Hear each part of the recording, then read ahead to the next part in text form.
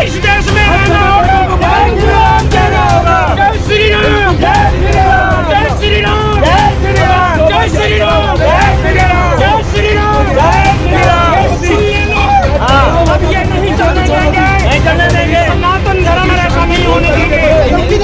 आप धमकी दे रहे हैं, आप सनातन धर्म की धमकी दे रहे हैं। नमस्कार, मैं हूं आपके साथ स्वाति सिंह और आप देख रहे हैं दी कंटाप। दोस्तों, ये धर्म युद्ध की लड़ाई अब देश की राजधानी दिल्ली तक पहुंच चुकी है।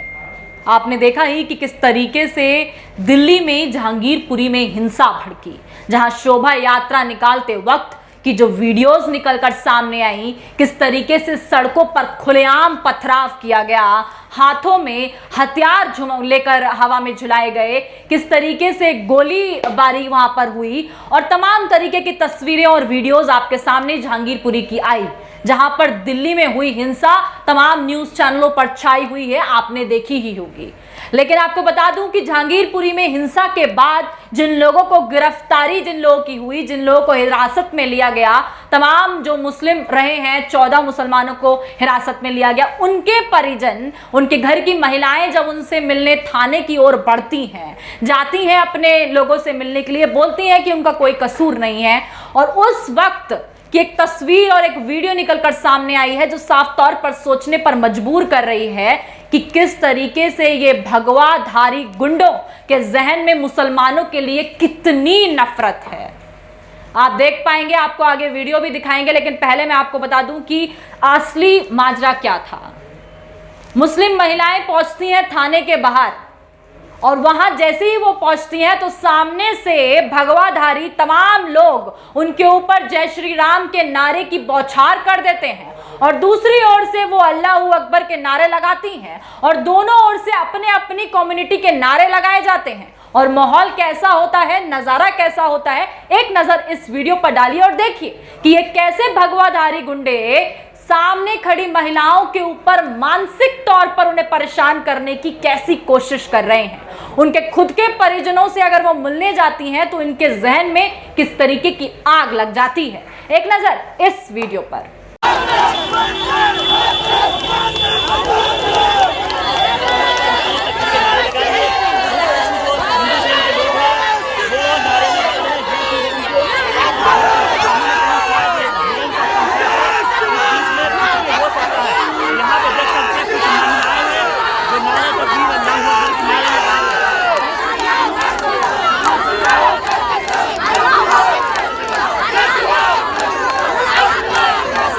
आपने ये वीडियो देखा और देखने के बाद आपके जहन में आ गया होगा कि इस वक्त देश की स्थिति कैसी हो गई है, किस तरीके से अपने अपने धर्म को रिप्रेजेंट करने में हर समुदाय इतना बिजी है और खास तौर पर ये भगवाधारी किस तरीके से उकसाने की कोशिश करते हैं और उकसाने के बाद खुद ही पूरी तरीके से मुसलमानों को घेरने की कोशिश जारी है। अब महिलाओं को भी नहीं बख्शा जा रहा है, यहां तक कि महिलाओं को टारगेट काफी लंबे वक्त से किया जा रहा है, चाहे बात हिजाब की हो, चाहे फिर अभी हाल ही में किस तरीके से महंतों के द्वारा मुस्लिम महिलाओं के ऊपर, उनके चरित्र के ऊपर बातें कही गई। और उसके बाद अब ये एक वीडियो निकलकर सामने आया जहां आप साफ तौर पर देख पा रहे होंगे कि किस तरीके से ये तमाम भगवाधारी लोग मुस्लिम महिलाओं के सामने किस तरीके से जय श्री राम का नारा लगा रहे हैं। और जय श्री राम का नारा लगाने से एक सबसे बड़ा सवाल खड़ा होता है कि आखिर आप करना क्या चाहते हैं। अगर कोई भी धर्म के लोग, सिर्फ मुसलमानों की बात नहीं है, अगर कोई भी धर्म की महिला, कोई भी धर्म का पुरुष अपने लोगों से मिलने जाना चाहता है, थाने की ओर कदम बढ़ाता है, तो आप नारे लगाकर उन्हें रोकने की कोशिश किस बिहाफ पर करते हैं, ये बहुत बड़ा सवाल खड़ा होता है।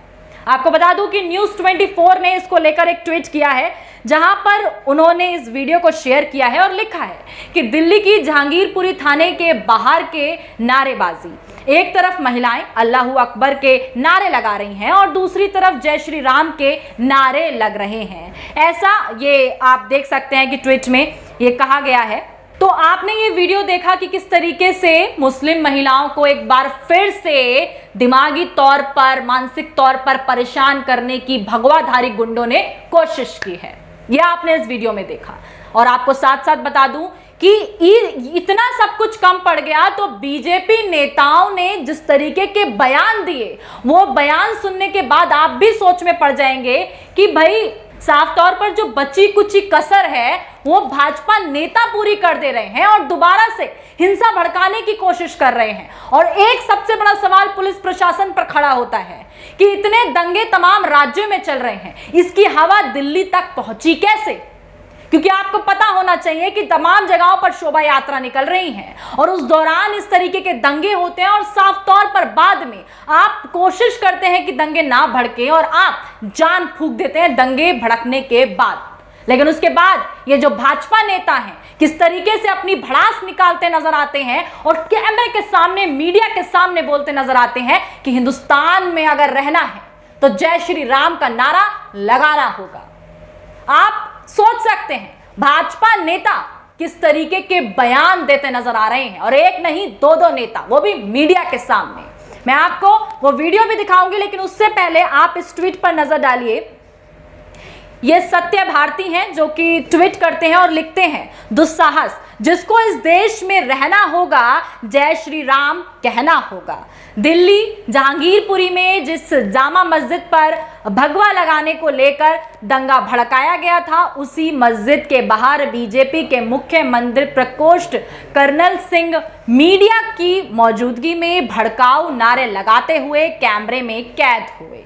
ये इन्होंने ट्वीट किया है। अब आप समझ सकते हैं कि किस तरीके से भाजपा नेता बची कुची कसर पूरी करना चाह रहे हैं, लाइमलाइट बटोरने के चक्कर में हिंदुस्तान को किस ओर ढकेल रहे हैं। मैं आपको वो वीडियो भी दिखाऊंगी जहां ये भाजपा नेता किस तरीके से अपना ज्ञान मीडिया को बांटते नजर आ रहे हैं। बोल रहे हैं हिंदुस्तान में रहना है तो जय श्री राम कहना है। एक नजर इस वीडियो पर। इस देश में रहना होगा, जय श्री राम कहना होगा। जय श्री राम, जय श्री राम, जय श्री राम, जय श्री राम, जय श्री राम, जय श्री राम, जय श्री राम, जय श्री राम। सुन ले लोग, अब ये नहीं चलने देंगे, नहीं चलने देंगे। सनातन धर्म में ऐसा नहीं होने देंगे। आप धमकी दे रहे हैं, आप सनातन धर्म की धमकी दे रहे हैं। पूरे दिल्ली में यही धमकी दे रहे हैं। सनातन धर्म के ऊपर देखा आपने ये वीडियो, आपने देखा, इन नेता की बात भी सुनी आपने किस तरीके से ये बोल रहे हैं। और एक और भाजपा नेता का वीडियो इसी से रिलेटेड निकलकर सामने आया है, जहां वो भी साफ तौर पर ये कहने की कोशिश कर रहे हैं कि भाई हिंदुस्तान में रहना है तो आपको जय श्री राम कहना है। तो एक नजर इनकी भी वीडियो पर डाल लीजिए। लेकिन उससे पहले मैं आपको ये ट्वीट पढ़कर सुनाऊंगी जो कि अनमोल प्रीतम ने ट्वीट किया है और उन्होंने तमाम तरीके के बेखौफ सवाल पूछे हैं इन नेता से। पहले आप देखिए कि वो ट्वीट में क्या लिखते हैं। वो लिखते हैं, मेरा सवाल क्यों कहना होगा जय श्री राम? क्या एक नारा तय होगा कौन देश में रहेगा कौन नहीं? भाजपा नेता हिंदुस्तान में रहना होगा तो जय श्री राम कहना होगा। दिल्ली जहांगीरपुरी में एक बार फिर माहौल खराब करने की कोशिश करते भाजपा नेता। ये इन्होंने ट्वीट किया है अनमोल प्रीतम ने। साफ तौर पर आप देख पा रहे होंगे, समझ पा रहे होंगे कि ये नेता किस तरीके से ये जो भड़की हुई आग है उसमें घी डालने का काम कर रहे हैं। एक नजर इस वीडियो पर डालिए और देखिए, इनकी जुबानी सुनिए किस तरीके से ये जहर उगल रहे हैं।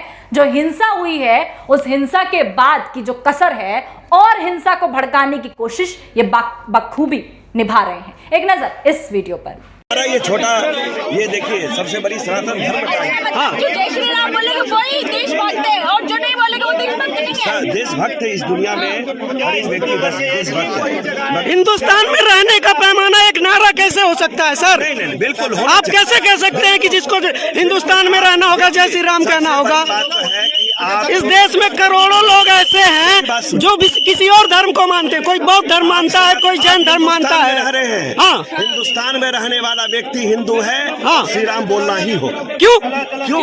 इस देश का कानून तो ऐसा नहीं कहता, संविधान तो नहीं ऐसा कहता। आप लोग नया संविधान लिख रहे हैं क्या लिख रहे हैं आप संविधान? आप एक नारे से तय करेंगे कौन हिंदुस्तान में रहेगा कौन नहीं? ये नारे नहीं, इस बात से तय होगा।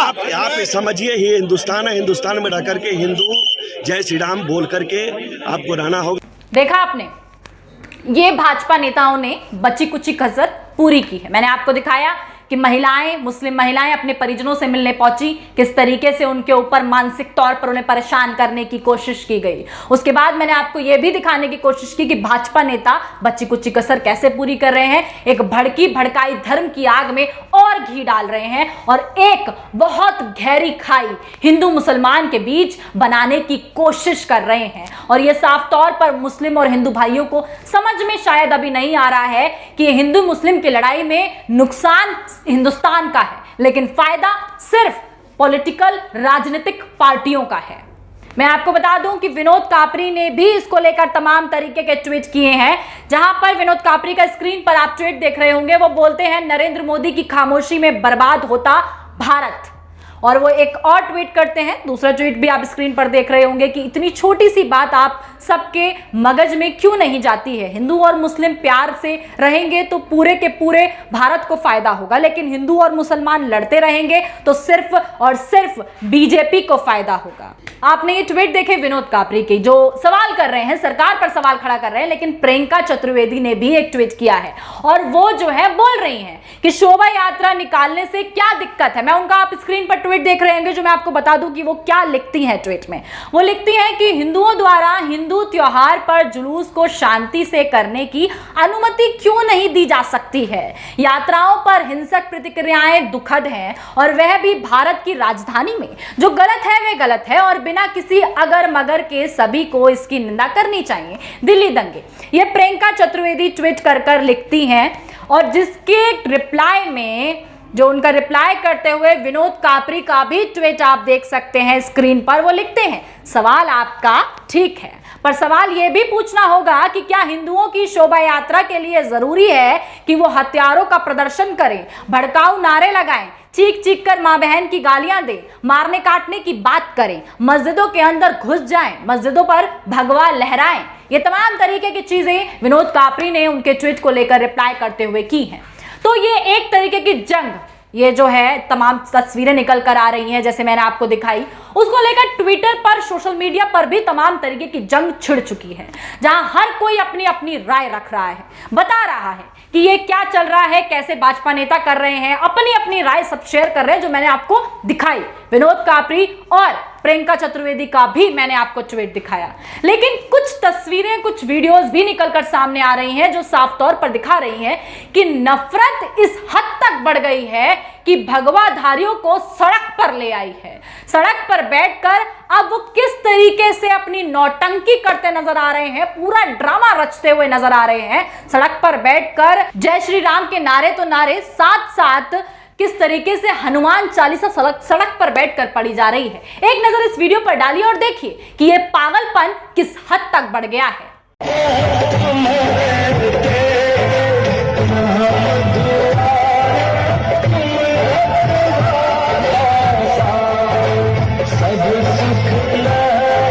देखा आपने, तमाम तस्वीरें आपने देखी, ट्वीट्स आपने देखे, भाजपा नेताओं के बयान आपने देखे। उसके बाद आपके जहन में सबसे पहला सवाल क्या खड़ा हो रहा है कि ये नफरत, आखिरकार इतनी नफरत क्यों? आखिरकार ये हिंदू मुसलमान इतने वक्त से साथ रह रहा है, लेकिन इसी वक्त इतनी ज्यादा नफरत, इतना ज्यादा जहर क्यों घुल रहा है हिंदुस्तान में? ये बहुत बड़ा सवाल है। और आप इन तमाम वीडियो को देखने के बाद, ट्वीट्स को देखने के बाद और जो जानकारी आपके सामने आ रही है उसको समझने के बाद आप क्या सोच रहे हैं, आपकी क्या राय है, हमें कमेंट कर अपनी राय जरूर दें। और अगर अभी तक आपने हमारे चैनल को सब्सक्राइब नहीं किया है तो सब्सक्राइब करना बिल्कुल ना भूलें। तमाम जानकारी और खबरों के लिए हमारे साथ बने रहें और देखते रहें दी कंटाप। धन्यवाद।